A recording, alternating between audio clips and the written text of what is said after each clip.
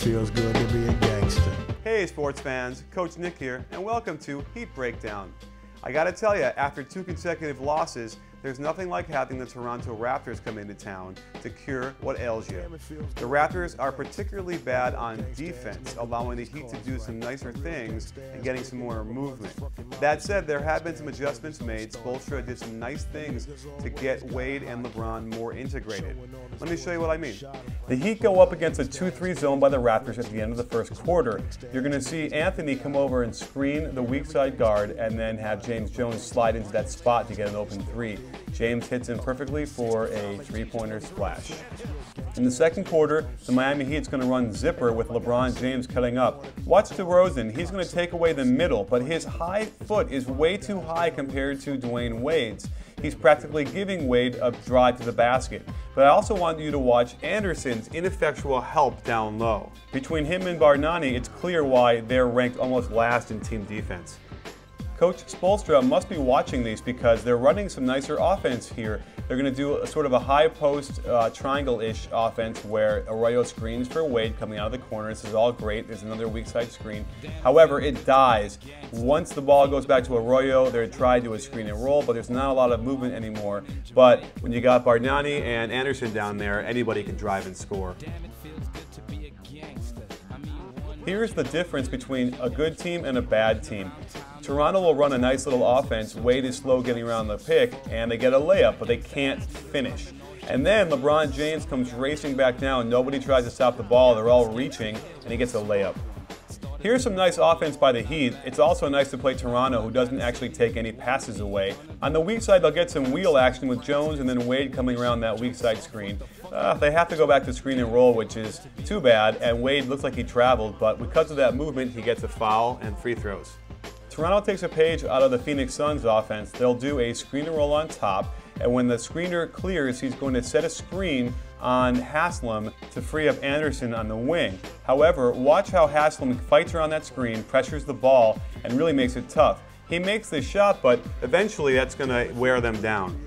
This is what I would call bad Heat offense. LeBron James initiates the offense to Dwyane Wade. They try and screen for him, but he takes it to the baseline into the teeth of the defense. There's got to be 4 Toronto Raptors on him. He takes it back again to the baseline, finds Anthony, but because of the swarming defense, they steal it from him. Watch Wade's reaction after the steal. He puts his head down, he doesn't start running hard down the court. Toronto will get a 3, and guess who should be guarding Calderon on this one? Dwyane Wade won't even make it back into the screen before he makes it. Spoelstra is so upset he calls timeout, yanks Wade, and gets him to run a nice little offense where they swing the ball back and forth, and then they get LeBron in the corner. Because of all this movement, he can get to the basket easily and gets a 3-point play. I wonder if Dwyane Wade's cheering right now. One reason that teams go on runs against the Miami Heat is Eddie House. I'm not a huge fan, and the guy is shooting 38%.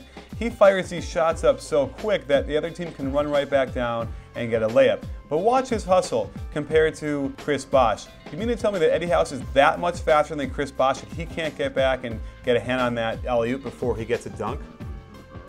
Here's the reason people don't like Chalmers on defense. Look how much cushion he has to give Calderon. That's got to be 7 feet. He can't get around that screen then, and Calderon can easily pull up and nail that jumper. Miami's getting better on offense. They put LeBron and Dwyane Wade on the same side, and I'm pretty sure Dwyane Wade should be screening for LeBron. He doesn't though, goes all the way through. They do a little screen and roll on the left, and then LeBron hits Dwyane Wade, who can curl around for the basket. This is what we envisioned when they first signed. Although Haslam has played with Wade for a lot longer, it's LeBron and Haslam that have really started hooking up for great plays like this. Calderon does not execute well here. They call a pick and roll and he leaves before the pick gets there.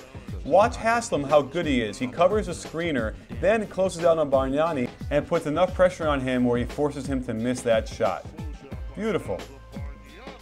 And watch how bad Bargnani is as the help defender. He comes over, kind of waves at Dwyane Wade, but he's just terrible and he gets him fouling him.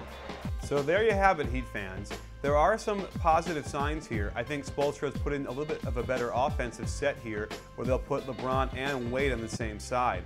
I would like to see a lot more of that so they get some swinging back and forth. However, Coach Spoelstra is also willing to yank Wade when he feels that he's not giving the right effort and not executing the right way. I still see those things where something bad happens and he doesn't run back hard on defense, and that's a cardinal sin in my book, which is why I'm much more brutal on Wade than anybody else in this team. So it remains to be seen if they can get this shaped up for Wednesday's game against Phoenix, because I got to tell you, after watching them demolish the Lakers, the Heat better bring their lunch pails and hard hats. It's going to be an exciting game with a lot of running up and down.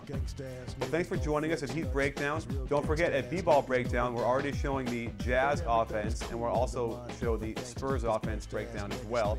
Really interesting stuff there from a concept and an offense standpoint. Don't forget to check that out. Follow us at B-Ball Source on Twitter during all the games. And let's not forget, at Heat Breakdown, it's not a channel, it's a conversation.